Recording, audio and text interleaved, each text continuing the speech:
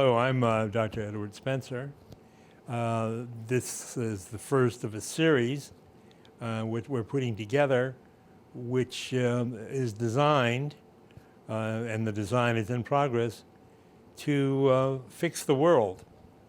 And you may ask, well, fixing the world, isn't that a big order? And the answer is yes, it is. And what will come out of this is that the world has never been fixed. The world that we know has never been fixed. I'll start with a few concepts which are, of course, are unpopular in the establishment and the news, and that would be conspiracy. We know that there is no great conspiracy, and the reason we know this is that our presidents and the various talking heads on television tell us that there is no conspiracy. And what is a conspiracy? A conspiracy is really, for the purposes of this discussion, people, men of power, get together in a room or somewhere else and make plans for all of the rest of us and don't bother to tell us, and the plans may be unusual, illegal, or have very deleterious consequences. And certainly conspiracies that we can talk about are the Federal Reserve, an obvious conspiracy, the Kennedy assassination, and the 9/11 attacks. And if you consider those the conspiracies, then they're definitely major conspiracies. What about everything in between? Well, I think if you keep looking at things in detail, really going through it, you'll find that we're in a matrix of lies. And at one point, we may have thought we weren't, but now it's becoming increasingly obvious that we live in a world constructed of lies, a matrix of lies. And where did this come from, and how do we get out of it? Well, the reason, the problem is within our minds, within our method of thinking. And this is long-standing. It's almost as though the matrix of lies, the conspiracies, have been designed around imperfections, weaknesses of the human mind. And I'm pretty sure that this is actually the case. And another thing that one may notice in this is that lots of people are bamboozled, heavily bamboozled.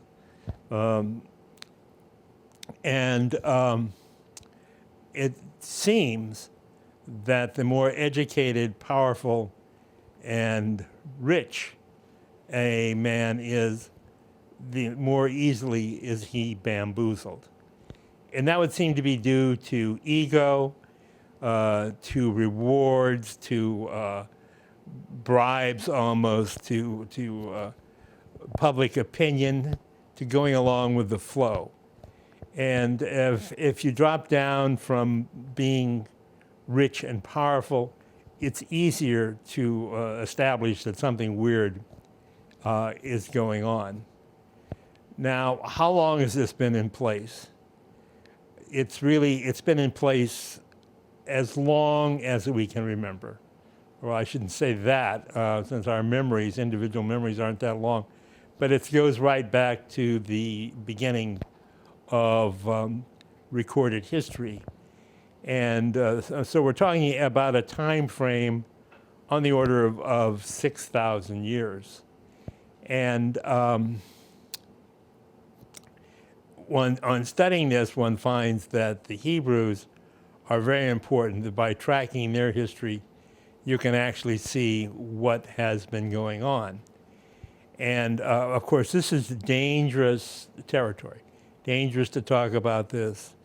All kinds of things go bad for you if you mention the Hebrew and their power and their money and Israel and the Holocaust and all of that.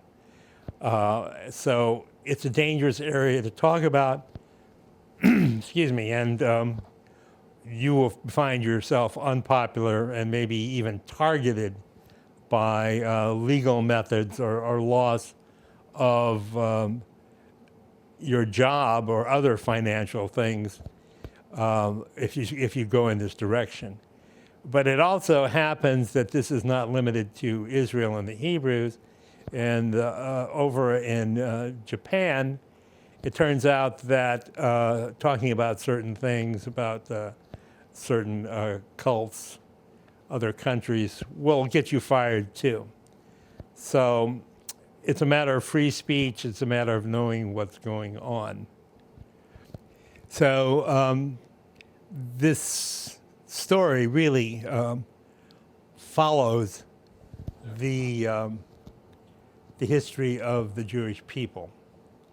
And what I'm trying to do with this scenario that I'm going to tell you about is to help the Jewish people. And they're not going to believe that right off, but it will become very clear to some what I'm talking about. I learned about much of what I know by working with Eustace Mullins. He was a great writer. He wrote The Secrets of the Federal Reserve. He was a protege of Ezra Pound, who was incarcerated at St. Elizabeth's Hospital, you know, the psychiatric incarceration, which I think is increasing now. So Eustace was brilliant and knew quite a lot. He wrote a book, and the book was Mullins' New History of the Jews. And in this book, he wrote that Babylon, Persia, Greece, Egypt, and Rome were all taken down by something with the Jews, in the Jews, something in Judaism, that they collapsed by subversion. They weren't militarily overcome, though of course somebody came in after the door was knocked down and could pick up the pieces. And he stated, he wrote, that the Romans knew what had happened. And in fact, Julius Caesar had been assassinated because he could not or would not control the Jews. And it was recognized that something there was going on. So after the Western Roman Empire collapsed, they began the Eastern Roman Empire, Byzantium, and this empire lasted more than 1,000 years.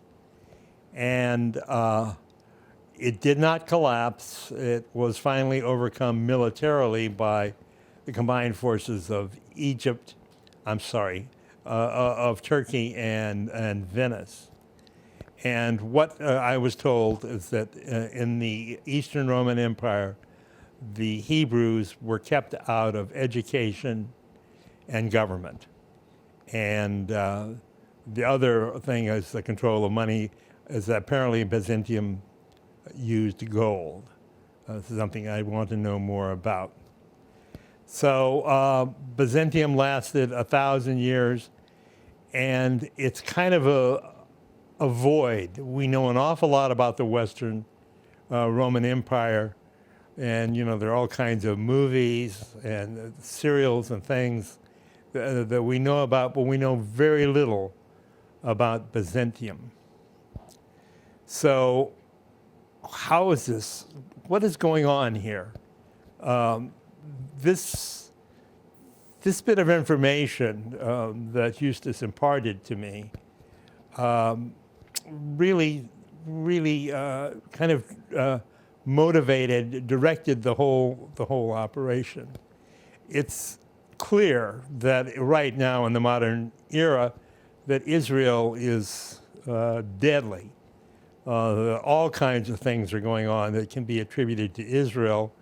Of course, you have the Palestinian situation and the AIPAC and the ADL everywhere in the United States. In fact, the United States is, you know, I guess a dog being wagged by the Israeli tail. We know that. So by looking at what we know in the present and extrapolating back, we can see that these empires, Byzantium, or rather Babylon, Persia, Greece, Rome, Egypt, could have succumbed to much the same sort of thing that we see now.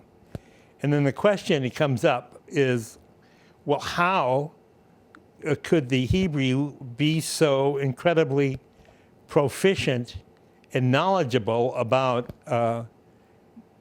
obliterating a civilization, one of these ancient empires? I mean, how did they just start out that way? And then the question, of course, is why? Why would they do this? And of course, the answer that they are all given is, that it's anti-Semitism to even think this way, that they're defending themselves against anti-Semitism, whatever. But then it doesn't seem rational that that the Hebrew, who are so very studious and smart, would just make a career out of destroying civilizations. But that's what the record tells us. So I was trying to find out what was going on with the world. I began this in 1996, and that led to actually bringing Eustace Mullins out to California in the year 2007 and talking to him and learning more about it. It became obvious that something very strange was going on, and the Hebrew were part of it. Now, nothing made any sense to me out of that until I encountered a book titled Maps of the Ancient Sea Kings by Charles Hapgood. This book was published in 1966. So that was the first time a lot of us could see that there was something going on in the Ice Age that we hadn't been told about.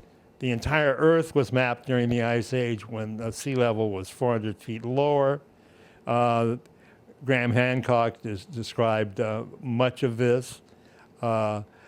The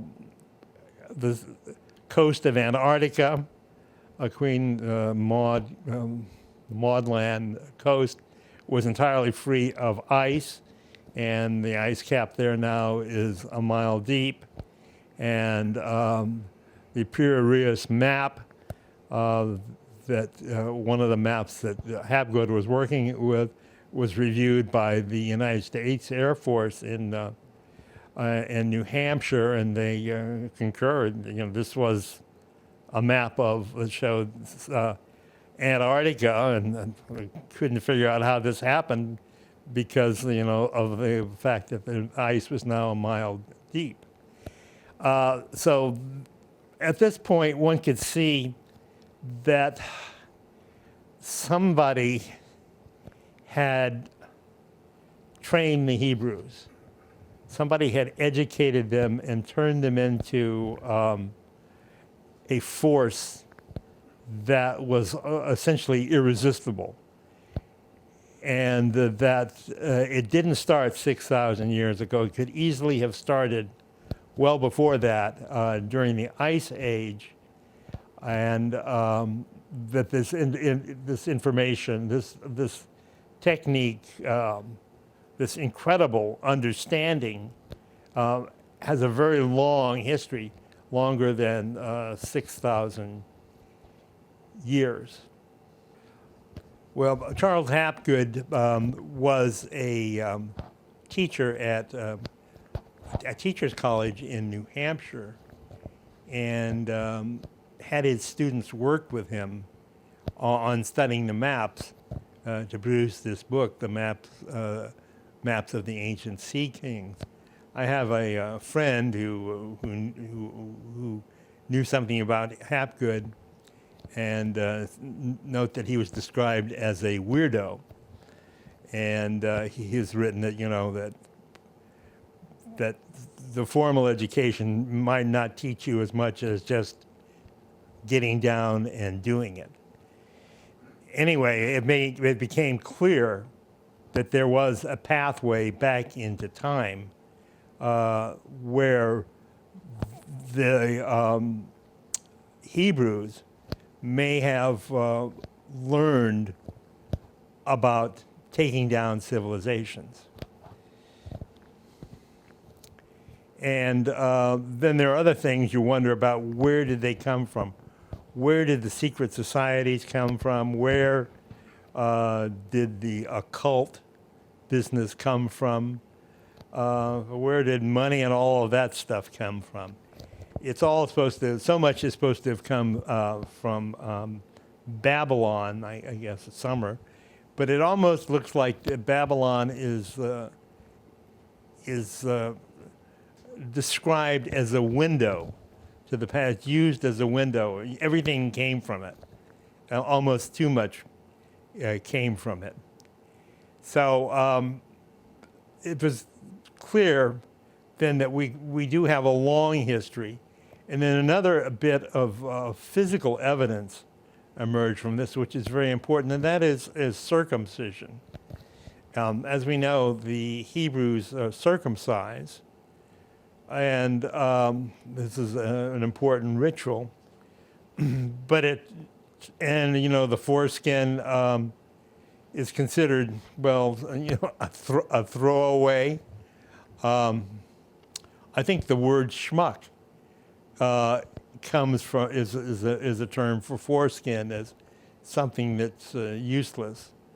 But it turns out those who have been studying the foreskin find that it's an important structure, that it has nerve endings in it, of course, that there's chemical secretions involved, sensation involved, and that it is significant in the bonding of a man and a woman.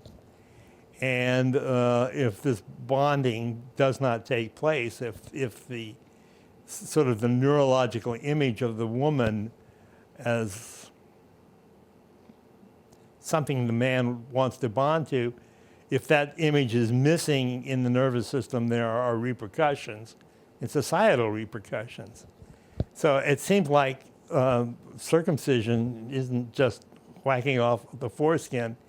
It has it's a very significant thing to do, and one would think, or the way I looked at it, was almost showing that the Jews had been captured and had gotten this tradition going. So that's something that goes back. And you would say, well, if this is done on the basis of having an effect, a societal effect, how long was the period of observation to establish that? How many generations did somebody have to observe to conclude that it was a way of controlling society, or at least a partial way of controlling society? And I think the answer to that is a long time. I don't see how you can get it short. Get a short period of time for that observation. So the whole thing then stretches back beyond 6,000 years. Almost to a point, of course, that we cannot readily define. The next bit of information that came along and that really kind of put it all together was in the form of a book by professors Lynch and Granger. And that book is Big Brain, published in 2008. I think a very important book. And it's sort of based on the story of Boskop Man. And the Boskop Man is essentially a skull that was discovered in Boskop, South Africa in about 1913. A couple of workers, story goes, they found the skull. It looked unusual to them. They were wondering what it was, and they took it to a museum where it was recognized as being a significant find. And eventually the world learned of this and began looking at it. It apparently excited British paleontology very much. And they were very interested in learning more about the Boskop skull. But then something happened which kind of took their mind off of this finding in South Africa, and that was the Piltdown Man, and which was close to England, which was in England and close, to, I guess, to the facility there, close to Charles Darwin's home. But Piltdown Man was a hoax. So a hoax took this rather interesting find off the map of British paleontologists. But a renowned paleontologist by the name of R. Broom went to South Africa and studied the Boskop skull and made certain observations. The skull had a very large jaw with large incisors and canines, a powerful jaw. The brain cavity was quite large compared to normal humans, was about 30% larger. And Broom was of the opinion that this finding deserved to be called another species. And he defined or named this finding Homo capensis. And for those of you who have probably listened to Karen Hudis, the whistleblower from the World Bank, you've heard that name. So immediately became obvious that there was another candidate for mapping the Earth other than plain old human beings, Homo sapiens. And that candidate was somebody, or maybe something would be the name, who was not truly human, but of a different species. And what that means is the species usually means that reproduction or mating between different species does not produce a fertile offspring. That it's sort of a mule finding. That is to say, the union of a donkey and a horse produces a sterile mule. And so we have these two, we have this Homo capensis there. Now, it's interesting in that a paleontologist by the name of Fitzmyer did further investigations in that area, and I think maybe about 100 miles north, and found an area which was appeared to be a communal living area, and there were human skeletons there, which were described as having been casually interred. I guess they were just thrown into the ground. But they found in the same area a rather elaborate tomb with a single occupant positioned so that he was facing the rising sun. And this single occupant, who had a normal appearing skeleton, had a very large head. So one could take this information as indicating that this large brain, this large-headed species, was dominant over Homo sapiens, was dominant over humans at that time. I'd like to show you another book, which is very important. This is by Brian Foster and David Hatchett Childress. It's The Enigma of Cranial Deformation, and it has many photographs of these large skulls.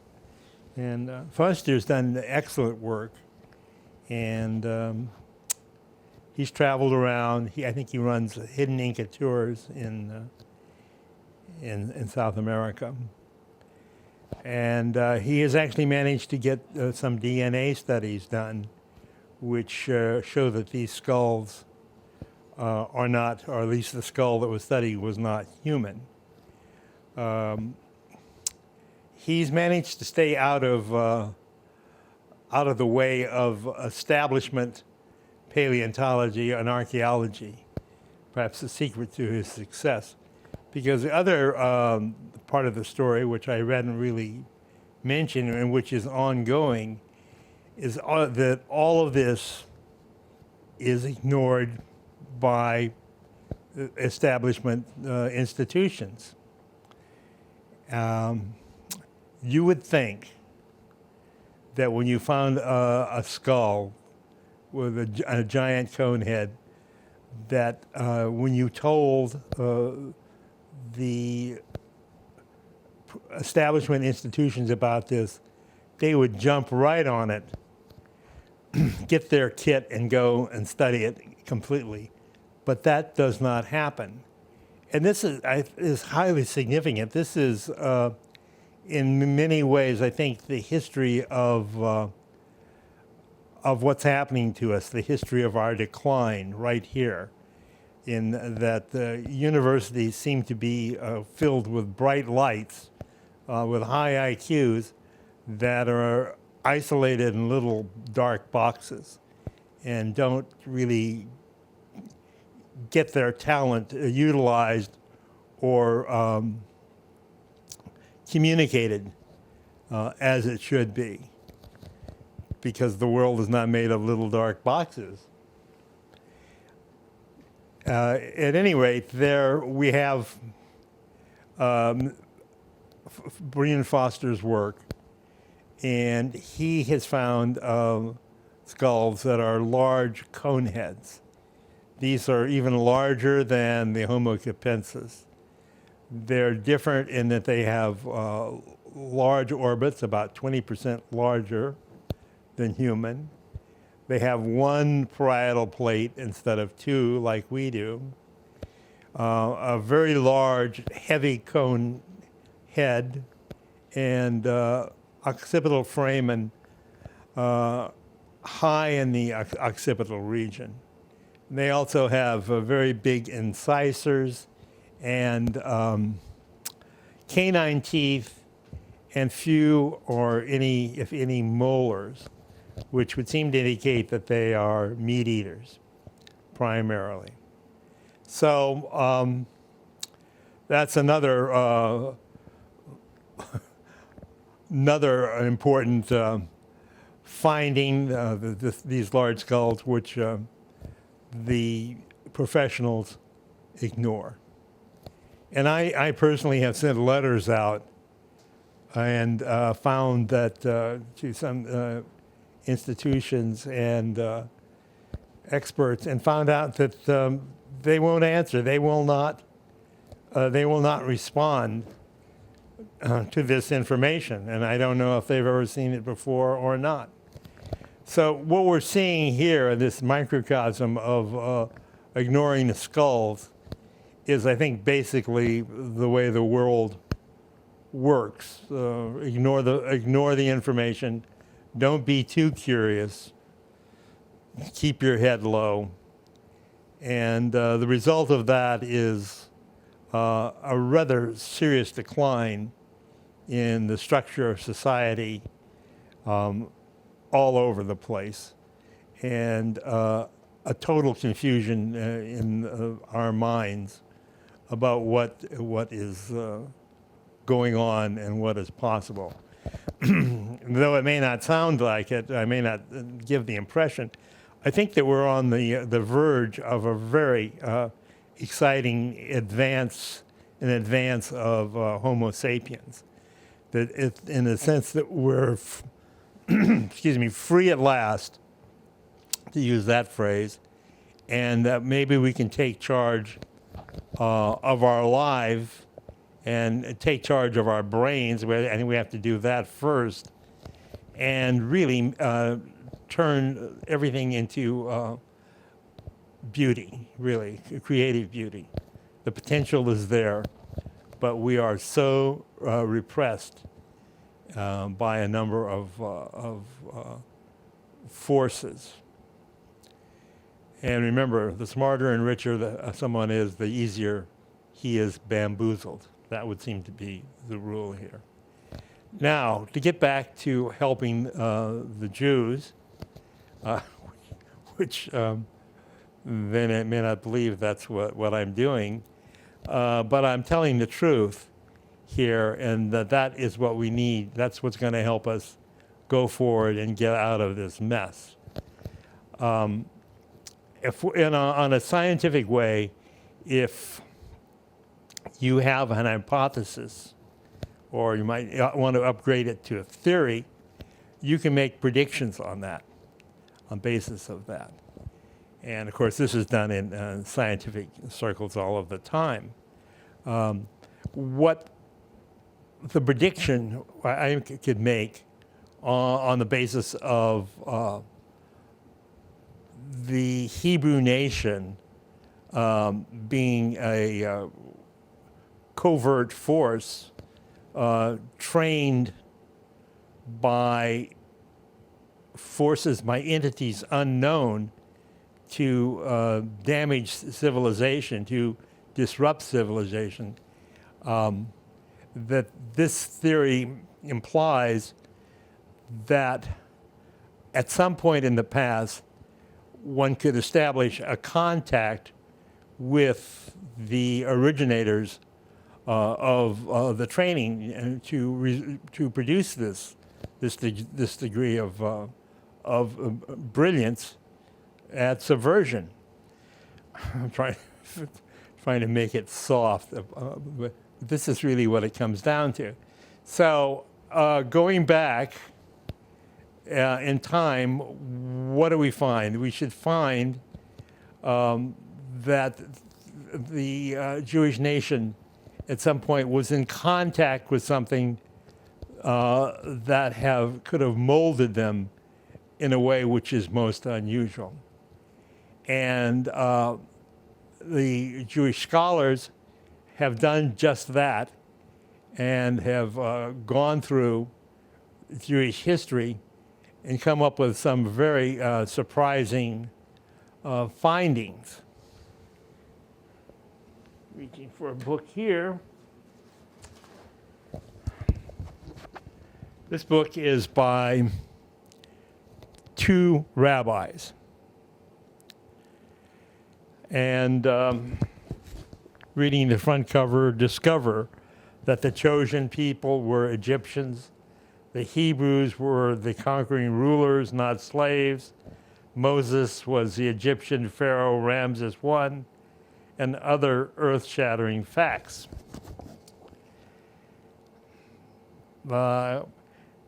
Some 60 years ago, Sigmund Freud speculated that Moses was not a Hebrew, but an Egyptian. After 20 years of research, Massage and Roger Sabin, excuse me for that, discovered not only that Moses was not a Hebrew, but that neither was the patriarch Abraham. Not only were they Egyptians, they were also pharaohs. So that is sort of a shocker. It certainly disrupts the Jewish history as is put forward by the Old Testament and other whatever you can think of. But this is just, it turns out, this is just the beginning of the story. What were the pharaohs? What were these particular pharaohs? What was Akhenaten in general, or Akhenaten specifically? Now, it turns out that on reviewing all kinds of information that we have about Akhenaten, he was not human. He was a big-brain hominid, and he had daughters that were big-brained hominids, and it looked like Nefertiti, his wife, was too. Moreover, Akhenaten was thought of very poorly by the Egyptians because he seemed to be determined to destroy Egyptian civilization. Okay, another book, really beautiful book, The Royal Women of Amarna. And this shows the royal women, and it shows Akhenaten's daughters. We have a picture here of one of them, a model of a sculpture. On the opposite side, there's a painting of two daughters. You can see the heads are quite unusual.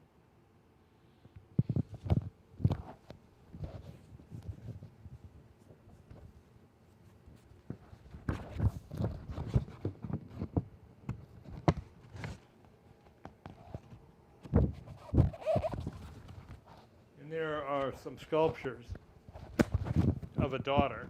You can see this. See the extraordinary posterior protuberance, the axial protuberance of the heads. I don't know if they could hear me, but the heads protrude occipitally. Now. In this day and age, heads like this have been observed in Egypt. And Azumi Takahashi, who we will be talking to later, has observed this and actually drew up a little picture. And the heads are not normal. These individuals are walking around, but they have these really big heads. There's a question as well, could those not be Akhenaten's daughters? Were they fooling us? Were they somebody else's daughter? But it seems like the family, the situation there is, it's very clear that the beings had very large heads consistent with either Homo capensis or the monoparietal plate large cone heads. In other words, they were not human. And let's say, what does it mean that they were not human, that they're not Homo sapiens? They had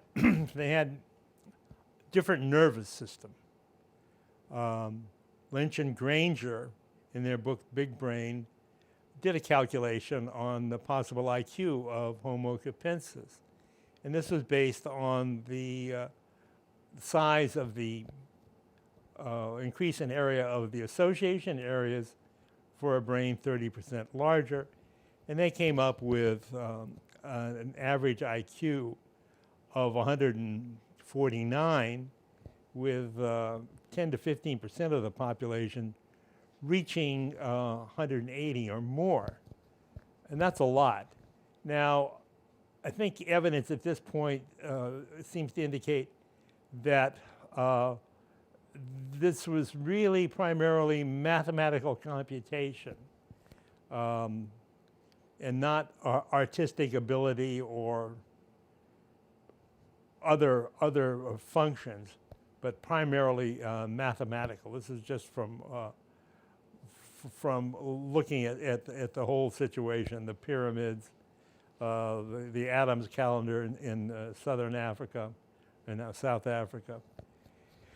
But that's a lot of brain power, and so I think it's quite likely that this brain power is still out there and being used to control us. That's the logical conclusion, because so many things are wrong. Basically, everything is wrong. We're in a world of absolute chaos in respect to our minds.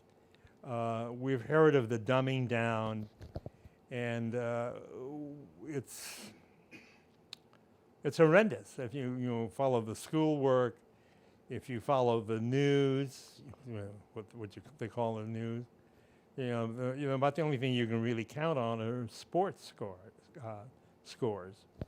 And we have so many multi-lies coming at us. And one disturbing thing is that our rulers don't seem to care.